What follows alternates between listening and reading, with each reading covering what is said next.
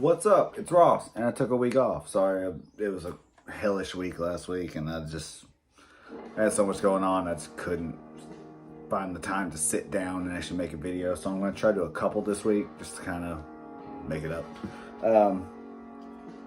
Hadn't planned on doing a CD collection video this week. I had some other shit planned, but I just didn't get around to prepping and all that shit. But I got some really cool shit. Some stuff I'm really excited. I've had most of this for a little while now. Playing in the background is this is Earth with Angels of Darkness, Demons of Light, Part 1. Really cool. This band used to be really droney, and now they're more like more post-rock kind of shit. It's a really fucking solid album. Didn't get very good reviews, but I think most people prefer their older shit. But I really like this one. It's just smooth, instrumental, kind of good shit. Yeah, came out on 7th of Lord, 2011. So it'll be 10 years this year. Really cool album. The glare wasn't really good. It's got really cool artwork too. But that's playing in the background. The background is that way, not this way. I'm having to film from a different angle because, again, this window really fucks me up. Alright. Yeah. The first CD I have, I'm super excited about, because I had a CD copy of it sitting in my Discogs want list forever. And these were going for crazy cash.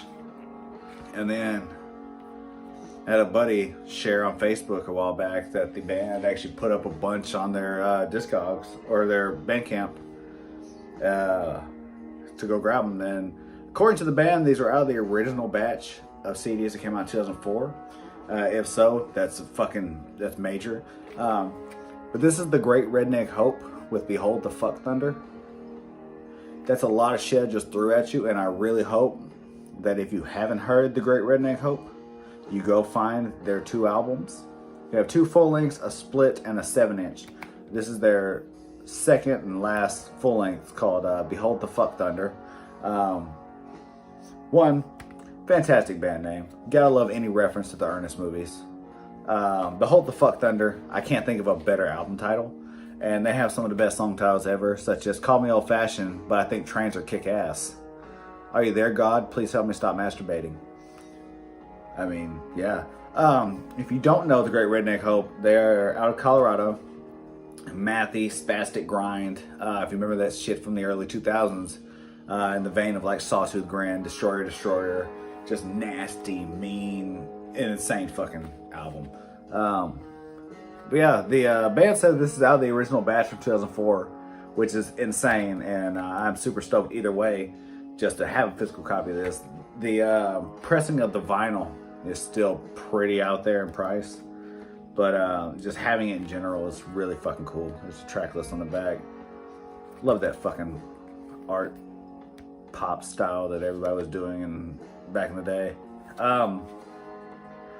Yeah, just a fantastic fucking mean album. I need to pick up Splosion, their first full length, at some point. I should have grabbed it when I grabbed this one, but this is the one I really connected to back in the day, so it's the one I jumped at just to try to get one. Yeah, 2004, spastic, grindy, mathcore, hardcore. I don't even know where this band fucking falls on the radar, but this album is fucking fantastic. Yeah. Also, when a lot of people got theirs in the mail, because a lot of us ordered these at the same time, I saw a lot of people's packaging got fucked up. Snap CDs, crushed cases. With this digipacks, you gotta be careful with them anyway. Mine has a small ding right here, but it's nothing major, and I don't flip CDs very often, so I plan on holding on to this, if not forever, until it wears out. And even then, I'll probably still hold on to it.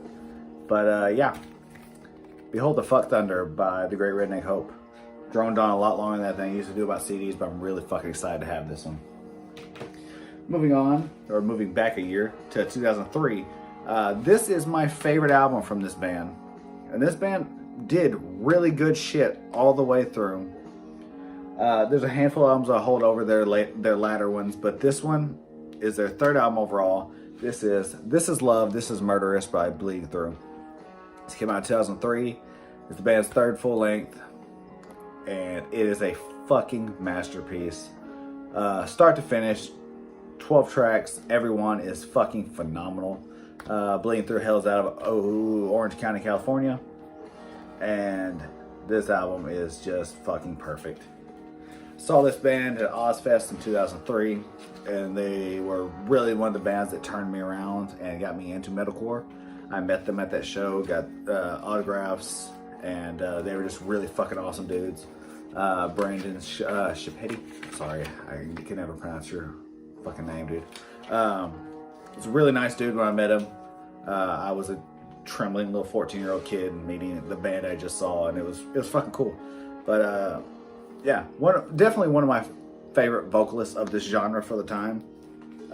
He commanded a fucking stage and a microphone, and he did the shit. Y'all know I'm obsessed with Trustkill Records, even though they don't have the greatest track record of dealing with their bands. They put out fantastic fucking albums. This is one of them for sure. This came in that big pack of records I ordered a while back. I'm still just working my way through it. I got a couple more that were in that same pack. But yeah, this album, it's fucking beautiful. I love Bleeding Through for really bringing that symphonic element to metalcore, because a lot of bands are just focusing on the metallic hardcore and the breakdowns and the catchy choruses, and Bleeding Through did all of that, but they also had a lot of other elements thrown in, and it's really fucking cool. You can tell a lot of symphonic black metal influences on this record, specifically to me. Love Lost in Hell, Gunfire, On Wings of Lead, the title track, This Is Love, This Is Murderous. I go on and on about this fucking CD all day. I can't tell you how many times I've listened to it since I got it. Again, another CD I had back in the day that I'm having to rebuy now, but rebuying it after not listening to it for a couple years, man, the fucking listening experience is so fucking good on this. Also love the band photos that bands put out back in the day. It's fucking awesome. Yeah, This Is Love, This Is Murderous by Bleeding Through. Fucking phenomenal goddamn album. Next up is another phenomenal goddamn album. Not metalcore per se, but they fall in the same kind of category to some. This is Most Precious Blood with Our Lady of Annihilation. More metallic hardcore, vegan straight edge metallic hardcore, great riffs, pummeling, crunchy, just fantastic. Another Trustkill release, because I worship at the altar of the bands that release shit on Trustkill. And as with most of mine, I still have the little flyer thing. Yeah, Most Precious Blood were really influential for a lot of bands from a lot of different heavy genres, and they just fucking did the damn thing. There's a couple albums. This was always my favorite. It always stood out to me, mainly because the artwork is really visually striking and caught my attention when it was sitting on the rack. There's a band photo right there. Nice Terror shirt, bro. Used to have the same one. Yeah. I never got to see Most Precious Blood live. I don't know why, if they just never came around Arkansas, or if I just never crossed paths with them at a festival or something. But fucking great album. The Great Red Shift, I think, was the first song I ever heard by them, which might be why I connected with this album so much. Funeral Photography is great. Your Picture Hung Itself is fucking fantastic. That might be my favorite song on here, actually. Yeah, 2003 Trustkill, man. It was just fucking where it's at. Also, a little fun fact, the guitarist of Most Precious Blood, Justin Brannon, is a New York City councilman for the Bay Area, Brooklyn area. I always thought that was a little interesting fun fact, that the guitarist went into politics in a positive sense. Yeah, Most Precious Blood, Our Lady of Annihilation, fucking great album. Yeah, I'll always love this fucking artwork that you can't see because the fucking glare, because I'm too lazy to take it out of the fucking jewel case again. But yeah, great fucking album. Goddamn, I love that album. Speaking of albums I fucking love, this album right here is in my top 3 albums of all time. I am on the hunt for the vinyl.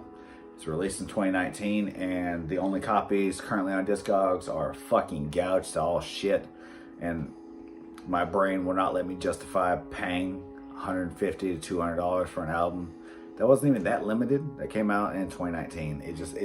It doesn't feel right. So instead of that, I just rebought the CD.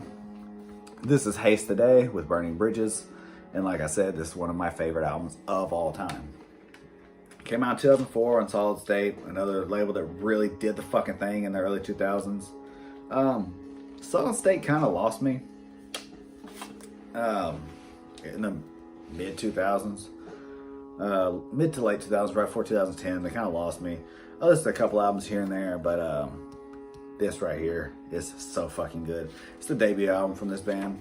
They're from Indiana, straight metalcore, but Jimmy Ryan's vocals on this album are so fucking harsh and nasty, and they just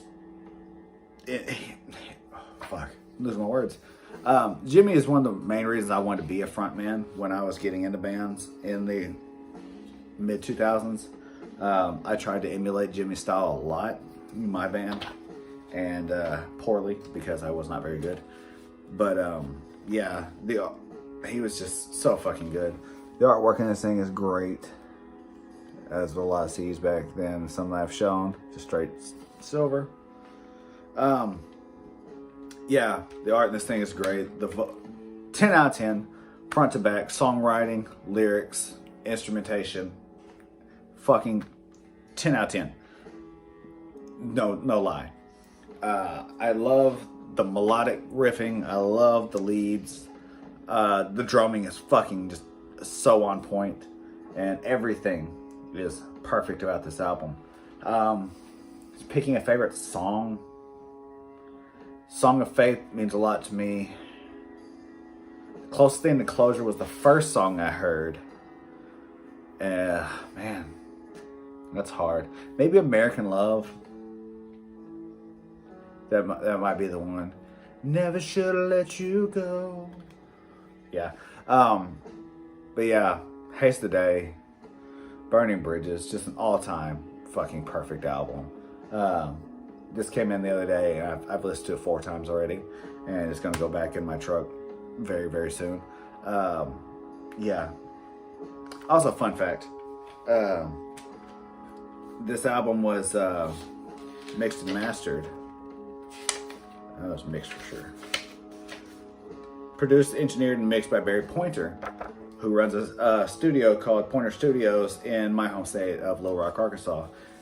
He's done a lot for fucking metalcore out of the state of Arkansas. Not just Arkansas bands. He's done Living Sacrifice and some other bands from here. But he's done Haste the Day, he's done Zayo, and yeah, I thought that's always cool when you find out that one of your favorite albums was engineered in your home state, not too far from you. I was born in Little Rock, so that fucking rules. Haste the Day, Burning Bridges, I rambled a lot. This next one is a fun one, because I guarantee you have not seen this, because I don't think there are very many copies of it. If there are any more copies, I'm not sure if there are at this point. When I got this, there weren't any other copies. And this is Anomalies and Puzzle Pieces by Psyopus. Everyone knows Psyopus. They're a New York mathcore band. They're very legendary in the scene. They released 3 LPs, but this is a rarities, unreleased, and covers EP that was released by my friend Keith, formerly of the website The Apparatus, which is dealt in all mathcore and tech death and technical metal in general. He released this on his new label, White Belt Bootlegs. He did all the composition for the booklet, which is nice glossy cover, gorgeous fucking cover. This right here, got the track listing and all that. And there's nothing actually on the inside of that. But he did all of this himself. It's the CD, it's the back. And like I said, this is rarities, unreleased songs and covers that have never been pressed on any physical format. Keith just brought them all together in one package. And on this you get The World is Flat and Nikki Fucks Like a Champ, which are both unreleased songs. Imogen's Puzzle Part 3, which is on their most recent album, Odd Census, from 2009. But on the album, it is recorded. It was released in reverse, so Keith unreversed it and put it on this as it was originally recorded. And there are covers of Hank Williams III, The Grateful Dead, and The Red Chord. My favorite Red Chord song, or one of my favorites, Catalepsy, also. Yeah, this is a really fucking cool piece to have from White Belt Bootlegs. I'm so happy for Keith to kick these off, and he's working on some other ones on this cover. I love that you have the Hank 3, the Red Chord, and the Grateful Dead logos in the mix. He put a lot of work and time into this, and it's fucking gorgeous. This thing is insane.